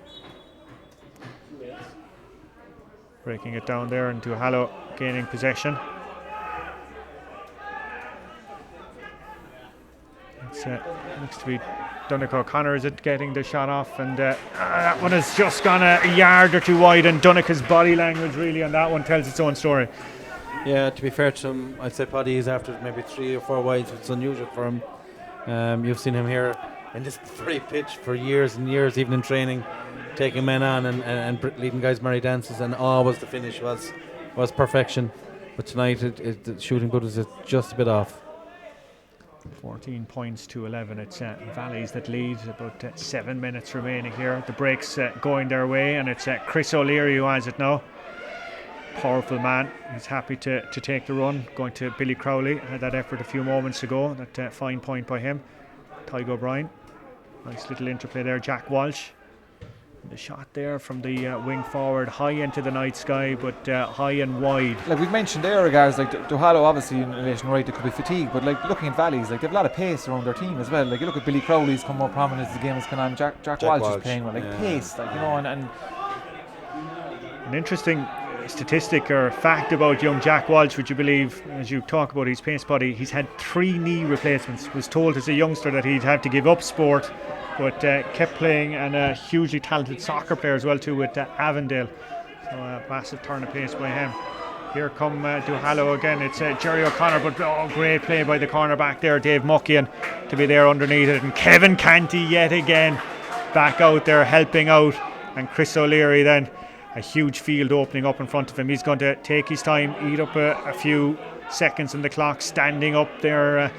Paul like Walsh just in watching front the of him. Duhallow players now, like I'm just looking to see now who's getting back, like compared to like the midfielders, Paul Welsh, Mark Ellis, our lads getting Billy back. Crowley having another effort, and again a shot at nothing there, and these could come back. This is dangerous. Like Valley Rovers are doing exactly what I would like them to do in terms of go after the game and kill it. But to do that, just because you're 3 points up doesn't give you a license to take shots where you shouldn't be shooting from. They need to be converting these. They need to get the 5, 6, 7 points ahead to kill the game completely. You're right, Paddy. There seems to be a lack of energy going back the field for Duhallow, but that's you know, one goal here, and they'll have plenty of energy again the minute there's plenty of time. Old McSweeney is after coming off. Looks to be Daniel Buckley that's after coming on. We'll confirm that. We've had a couple of, as I said, team sheets. Apologies on some of the names tonight. We've had about 3 different lists given to us from Duhallow. Kevin Cremen there, certainly him from Boherbue, all the way across towards Walsh. First time ball in by him. It's a good claim inside there. Donnacha O'Connor back on it. Nice little jink ball towards Jerry O'Connor. Shot by and you could see what O'Connor was trying to do, but it was rising and rising all the way, and it flew over Cormac Desmond's crossbar. Yeah, Colm, the game isn't finished. Like I think I'd hate to think that Valleys would finish this game and rue those last 3 or 4 chances, because they deserve to win the game, but they're going to have to score another 1 or 2 points to make sure that they win this game. Yeah, Darren Moynihan is wearing number 26. See Fiacre now is out around for the kickouts. Yeah, Fiacre Lynch coming all the way out there to claim that one. Darren Moynihan is confirmed as wearing number 26.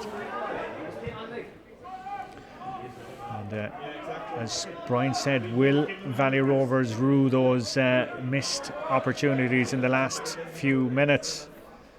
They're still leading by 2 points, but Duhallow, who've, of course, in the county final last year against Nemo, are desperate to get back to that kind of territory again, and they won't be giving up without a fight here. Like this, it's Duhallow coming again there. It's to be big Paul Walsh. Still Walsh, the shot coming up and blazing it over the crossbar like yet again. Valleys, like it's very soft turnover in the middle third, and like from a while ago where you were saying they should have been 4 points ahead, 2-score game. Now it's down to 1 score, and it's 1 point exactly in it as we're at 57 minutes, and how Valleys definitely need to get a score just to break that bit of momentum that Duhallow have created in the last 5 or 6 minutes. Colm, it'll be absolute larceny if Valley Rovers don't manage to win this game, considering where they were 4 minutes ago. You had 8 minutes to go. There were 3 points up. They had all the possession. They weren't even being tracked anymore. Duhallow more or less waved the white flag, but they've made very hard work of this now. Yeah, You have to say as well, I think, on that occasion, a great fist back there by Chris O'Leary, and chasing onto it is Jack Walsh. Runner inside him is Billy Crowley. There's a man coming out though, and that man looked to be Bart Daly, the defender. Just as well he didn't connect with the player there. Instead be picking Billy Doyle or Billy Crowley out of the turf here. Great ball there towards Jerry O'Connor. This man has electric pace. O'Connor racing through. He's got a man in front of him being pulled down, and that's certainly going to be a card. Jerry O'Connor racing through, and there was a huge panic in the Valley Rovers defence there, and there's going to be a card, I'd say, for Aaron Lyons. Yeah, black card for actually Johnny Kiley, the wing back, making way, and Donnacha O'Connor has a chance to bring the sides level.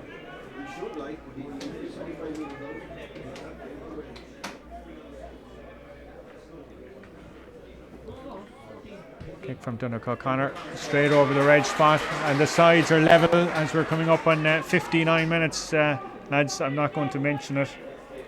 I'm shaking my head here, Colin, because I think Valley Rovers still could win the game here, but they've just made so much hard work for the last 7 or 8 minutes. And Duhallow now are in the ascendancy. They've men around kickouts, they've extra bodies. Great play there as they're going through the hands, and the experience of Donnacha O'Connor out there. That's who you want now in these kind of clutch moments, directing operations. Kevin Crimmin on the ball. Thing to go out as far as Shane Hickey. Great ball by him in towards it's bounced off O'Connor, and here comes Duhallow on that far side. Shane Hickey going back, and the shot that's coming off, it's been waved over from a long way out, and it looks to be over the bar. Yes, it is. Man wearing number 29, is it, Michael Doyle? And that has pushed Duhallow out into the lead as we're edging towards the hour mark.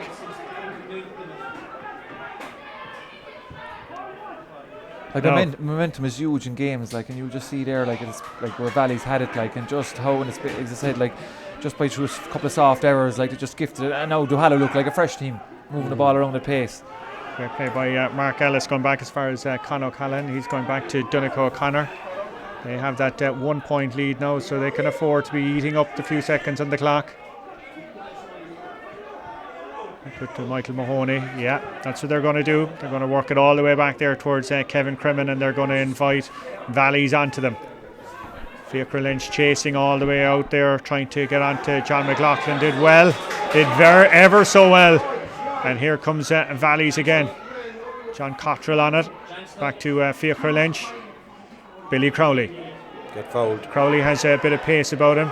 Has to go back there to Fiacre Lynch. Fiacre Lynch from about 45 yards, but it's going to drop and short it into the goalkeeper's arms. He had Kevin Canty offering his services outside him, but Lynch on the edge of his range going short.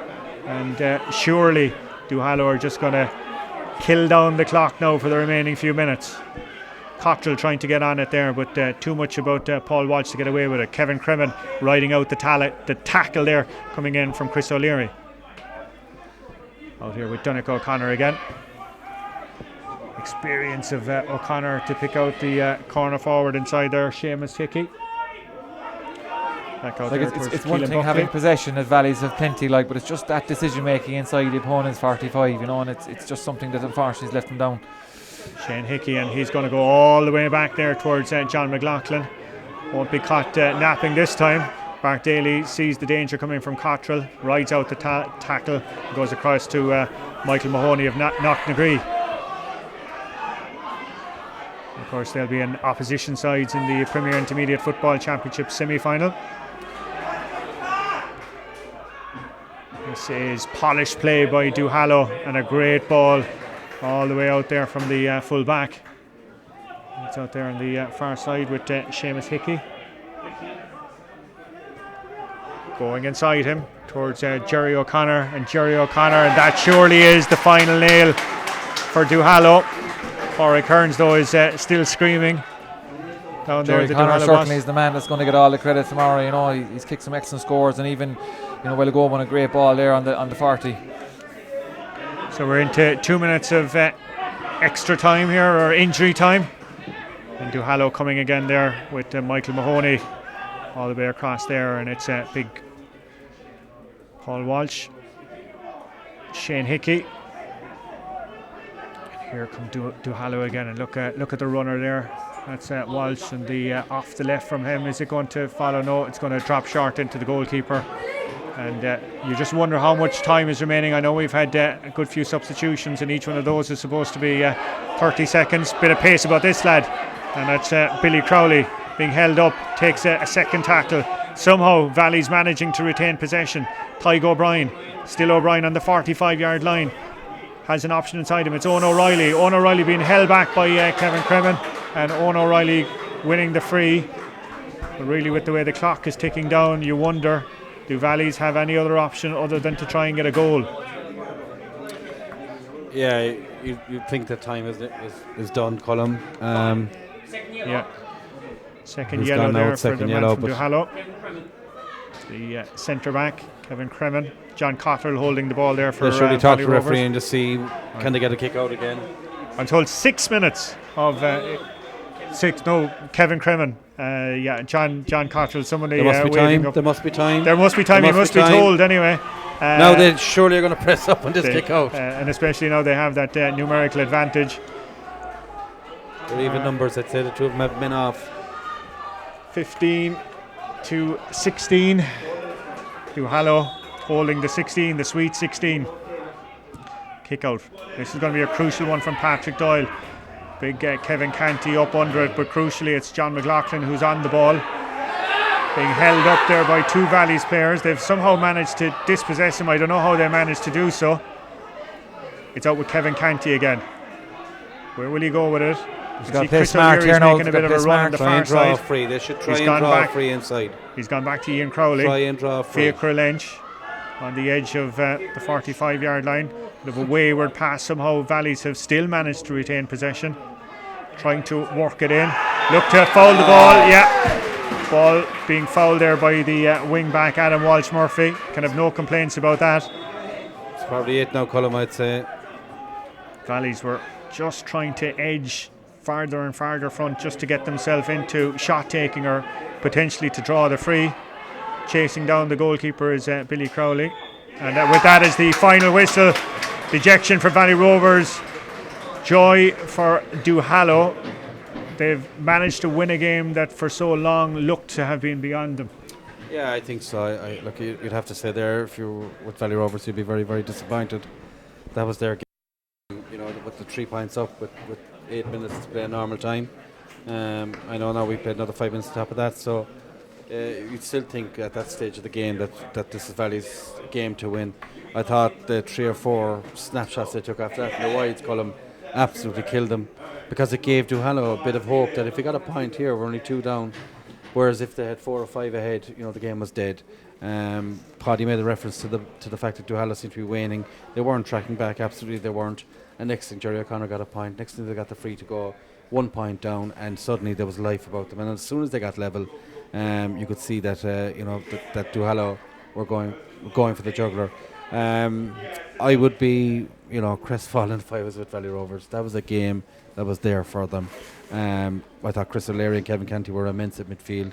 Paul Walsh made a bit of a difference when he came in just for a couple of minutes, but Chris O'Leary, to be fair to him, was the main guy there. But Jerry O'Connor, as Paddy said a while ago, certainly outstanding. Yeah, just on that, Paddy, we talked about the youthful nature of this Valley Rovers team, aside from Fiacre and Kevin Canty, but that experience of Duhallow to the fore, when they saw one little chink of light, they took it. I suppose it comes down to being able to convert your scores, like finishers. Like I know we queried early in the game, maybe was like say not getting enough ball to Fiacre, was that going to have a difference? And it didn't seem to, because Valleys were still creating, we call it easier chances, but at the end of the day they still weren't be able to convert. Sorry, but if you look at the scoreboard, right, like they scored 15 points, and if you come here tonight, if Valleys scored 15 points, they would have taken that and said, but think of 15 points, and along with think of the amount of opportunities they missed on top of that, so that just shows, I suppose the opportunity they've left behind them, and I'm sure they're going to be devastated. Duhallow on the other part, they'll be, I think, very relieved. I was about to say, will they feel it was a get out of jail moment? Certainly. Yeah. With 10, 12 minutes to go, certainly, yeah. Yeah. you know. Yeah, they probably would, but at the same time, I think they'll be much buoyed by the fact they're a division team. The management are going to say to him, even though you all played matches last night, when it came down to the wire here, when it came down to the very crux of the game, we were the team that became dominant.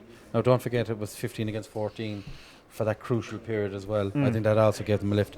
But I think, despite the enthusiasm and the great play and the speed of Jack Walsh, John O'Reilly, Billy Crowley with Valleys, they were the guys who got on to the end of those snapshots.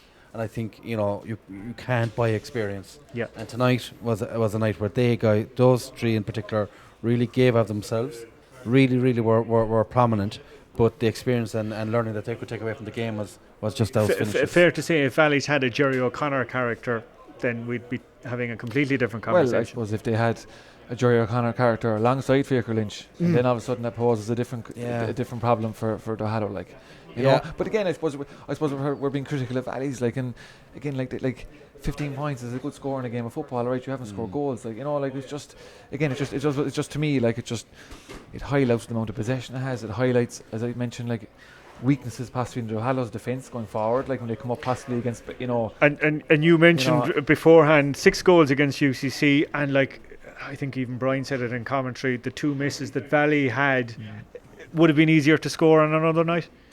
Well, you'll be thinking some of the calibre forwards that are left in the championship, like if they get opportunities like that, they'll take them.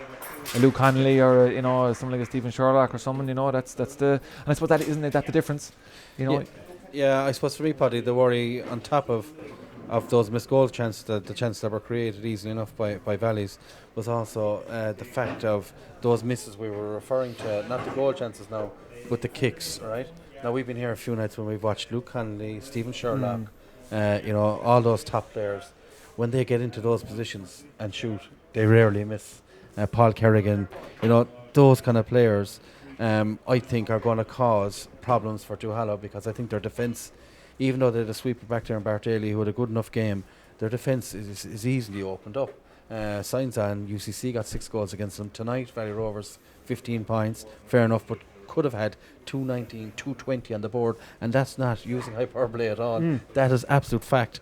And I think, you know, if I was involved, or if anyone involved with Duhallow here, you know, for this next game, this semi-final game, I'm not quite sure who they'll be playing, but this semi-final game, they're certainly going to have to do something different than just playing a sweeper, but in terms of tightening up that defence, because a team with more seasoned and more experience and you know, the Luke Conleys and Stephen Sherlocks of this world are going to rack up scores against them if they don't do something different.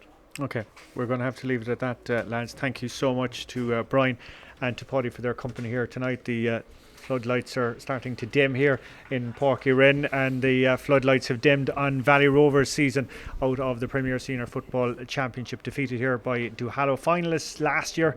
They'll have eyes on getting back to the decider yet again, but I think we'll all agree that they'll need a marked improvement on tonight's performance if they are to do so. When that final will be played still remains to be seen, as the 2 quarterfinals today postponed due to COVID concerns, and we'll wait for the coming days from the update from the Cork County Board as to when those matches will be played. We will be back next weekend in our live streaming service with the Irish Examiner. Hurling semi-finals as things stand set for Saturday evening. Hopefully you'll be able to join us for that, and lots more besides over the coming weeks. Raf and Jack were on the technical duty here. Stephen was working hard back at base, and all that remains for me is to thank you each and all for watching our coverage of the game this evening, and we look forward to bringing you more matches in the weekends ahead.